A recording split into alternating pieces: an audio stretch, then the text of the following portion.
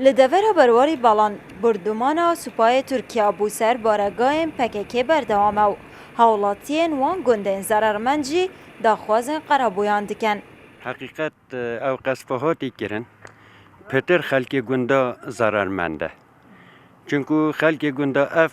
هیوه یه هی و هیوه دا همی تشتکی وان دارو باره وان فیقی وان همی به هیوه دا تتا چنین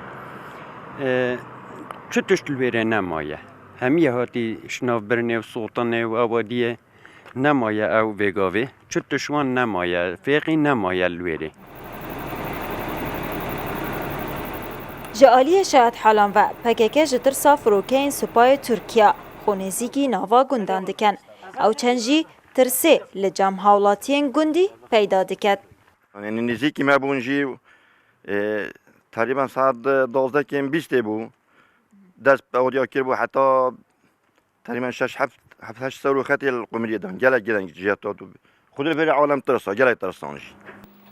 لگور داتای ریوبریا نحیا کانیماسه گوپرانیا وان هولاتین ضررمند بوی جملکین خود گندی دا نویسارن خواه جبو قرابو کرنه پیشکشی نحیه کرینه. خلک ما همید زانن چون بری هنگه ما آگهدار کربون بدایت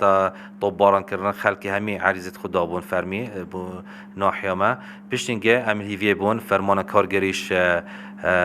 شقای مقامی بمهاتی که عمل لجنکی پیک بینن مجی لجنکی پیک اینان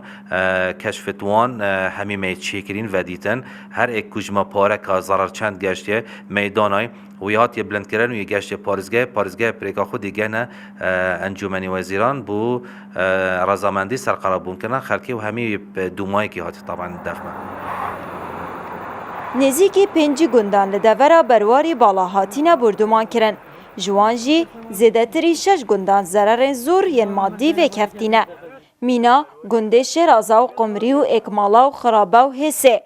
دیسان هجمارک جوانجی ین نزیک سنوری هاتینا چول کرن نالین برواری روداو دورا برواری بالا